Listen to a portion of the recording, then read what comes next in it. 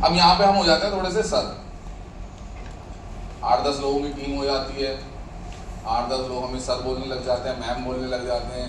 एक ऐसे बच्चे को मैम बोलने लग जाते हैं जिसने कभी मैम सुना ही नहीं। एक ऐसे बच्चे को सर बोलने लग जाते हैं जिसको जो सोचता था बड़ी मुश्किल से वो 10वीं पास करी थी, 12वीं बड़ी मुश्किल से पास करी थी, यार ये सर बोल रहे हैं। अब वो जो सर है ना, वो उसमें एरोगेंसी लेकर आता है, एरोगेंट लेकर आता है। सर और मैम, आपको मालूम है ये सर, ये कोई छोटा शब्द नहीं है सर।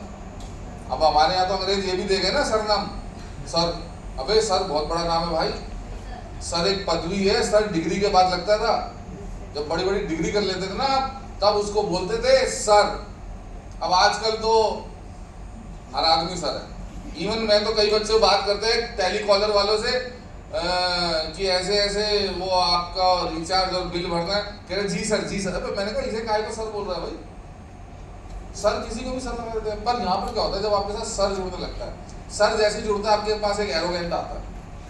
आप देखना कई बच्चे सेकंड फेज में, कई लोग जो शहीद होते हैं वो इस वजह से शहीद नहीं होते कि उन्हें काम नहीं करना था, वो इस वजह से शहीद होते हैं कि वो एरोगेंस इतना उनके अंदर भर चुका होता है सर सर सुन के, कि जब उनका सीनियर उन्हें डांट रहा होता है ना तो उनमें डांटने की जो क्षमता है, सुनने की जो क्षमता है वो खत्म हो चुकी होती है। अपने आप को सर सुन के, सर सुन के, तो वो एरोगेंसी उन्हें ले डूबती है। और एरोगेंट के कारण यहाँ से यहाँ शहीद हो जाते हैं। यहाँ पर भी कम से कम 40 लोग यहाँ शहीद होते हैं एरोगेंसी के कारण, एरोगेंसी के कारण। फिर यहाँ पर आते हैं तीसरे फेज में, एक आता है यहाँ पे लेवल आ जाता है सुपर स्मार्ट, सिल्वर। जैसे आज मैं बाहरी लड़के को डांट रहा था, मैंने कहा बेटे जब से लेवल अचीवर बने तब से हर जगह लेट आते हो, कमाल हो गया। ये एरोगेंसी है। जब तक आप अचीवर नहीं थे आप हर जगह आप, अच्छा पेट और एरोगेंट, एरोगेंसी आपको हमेशा सामने वाला ही बताएगा कि अरे आपका पेट निकल गया, कहाँ है, अभी तो नहीं निकला। ऐसे बोलते हैं पेट नीचे निकला, कहाँ है, अभी तो नहीं। 5 मिनट बाद उसको से अच्छा अच्छा कोई बात नहीं, 5 मिनट से देखते रहे, जब जैसे सांस छोड़ेगा ना दिख जाएगा उसका पेट। पेट भी हमेशा सामने वाले बताएगा तेरा पेट बढ़ जा। और एरोगेंसी भी हमेशा सामने वाला बताएगा कि यार तू तो बहुत एरोगेंट है, तू तो बहुत ईगोस्टिक है।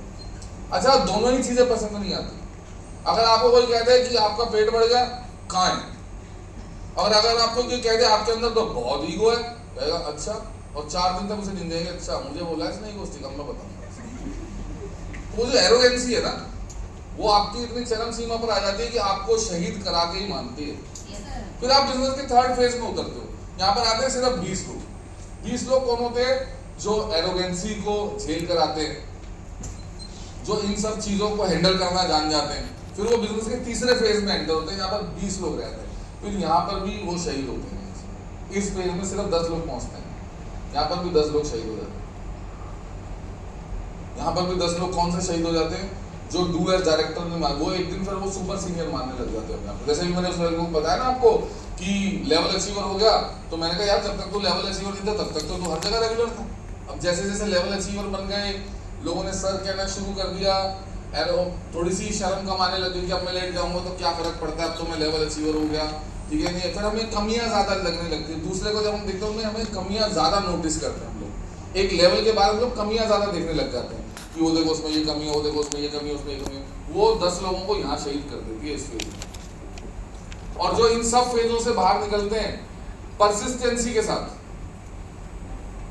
काका बाबू मिले, लगा हुआ है काम करने, किसी ने गलत बोला, लगा हुआ है काम करने, किसी ने उसे बुरा बोला, लगा हुआ है कि मैं इसे सफल होकर दिखाऊंगा। दुनिया में सबसे बड़ा तमाचा सफलता का तमाचा, इससे बड़ा कोई तमाचा नहीं है। सबसे बड़ी गूंज, मान लो एक एटम बम फटा कहीं पर, कोई बॉम्ब ब्लास्ट हो गया कहीं पर, तो हो सकता है वो नीचे तमिलनाडु में बॉम्ब ब्लास्ट हो गया तो आपको दिल्ली तक सुनाई नहीं देगा, देगा क्या? लेकिन हिंदुस्तान चांद पे पहुंच गया, पूरी दुनिया में सुनाई दिया। तो सफलता का जो तमाचा है उसकी गूंज पूरी दुनिया में सुनाई देती है। जब आप सफल हो जाओगे ना, जब आप सुपर सक्सेसफुल हो जाओगे, आपको नहीं मालूम होगा लेकिन 20 मोहल्ला छोड़ के भी लोग आपको जानते होंगे, सिर्फ आपको नहीं मालूम होगा कि ये लोग आपको जानते हैं। बाकी आधी से ज्यादा दुनिया आपको जानने लग जाती है। उसको झेलता हुआ यहाँ पे आता है, फिर इस ईगोस्टिक, इस एरोगेंस को झेलता हुआ यहाँ पर आता है, फिर यहाँ पर की गलतियों से बचता है, परसिस्टेंसी के साथ लगातार काम कर रहा है ना, क्योंकि वो, और फिर वो पहुंचता है एक ऐसे फेज में जहां पर सिर्फ 10 लोग होते हैं, और सही मायने में ये वो 10 लोग हैं जो कह सकते हैं कि हम सब जानते हैं। ये यहां पर जो लोग कहते हैं हम सब जानते हैं, ये कुछ भी नहीं जानते, क्योंकि इन्होंने वो 4 फेस देखे ही नहीं जहां से सब कुछ जान के जानना पड़ता है। ये रियल में वो 10 लोग हैं जो खड़े होकर कहते हैं ना हम सब जानते हैं, यही आपके सीनियर बनते हैं, ये कहते हैं हम लोग सब जानते हैं। तो हमें परसिस्टेंसी जो हमें रखनी है, द पावर ऑफ परसिस्टेंसी, वो हमें इन 10 लोगों में पहुंचाएगी, इन 10 लोगों में। और मैंने कहा ना, हर आदमी सफल क्यों नहीं है भाई? हिंदुस्तान की आबादी 140 करोड़ है, सफल लोग कितने हैं इसमें बताओ? क्यों इतने कम लोग सफल इतनी बड़ी आबादी में? कारण बताओ ना। इतने सारे लोग ज्वाइन हुए हैं, इसमें कितने लोग हैं सर? हमारा टोटल अचीवर कितनी लिस्ट है अचीवर की? हाँ 4000 अचीवर है। 4000 अचीवर ही क्यों है? लोग तो लाखों में ज्वाइन है। क्यों? पूरे हिंदुस्तान में इतने करोड़ों लोग ज्वाइन है, सिर्फ कुछ ही लोगों को भारत रत्न क्यों मिलता है? गिने चुने 50 लोगों को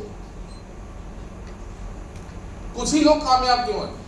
क्योंकि ये कुछ ही लोग हैं जो परसिस्टेंसी के साथ काम करते हैं लगातार, और इन फेजेस को आंखें बंद कर कर आगे की तरफ पार करते हैं और बढ़ते चले जाते हैं। वो वही लोग। एक लड़का देखा आपने, कई बार रील्स में भी आया हुआ, कई बार आया हुआ, वो एनवायरनमेंट सेव करने के लिए मास्क पहन के, हाथ में कार्डबोर्ड लेके, और पीछे पूरा उसमें पेड़ सा बना रखा है। उसने देखा वो लड़का, आपने कितना फेमस हो गया वो। अकेले उसने जंग शुरू की थी एनवायरनमेंट के लिए, अकेले।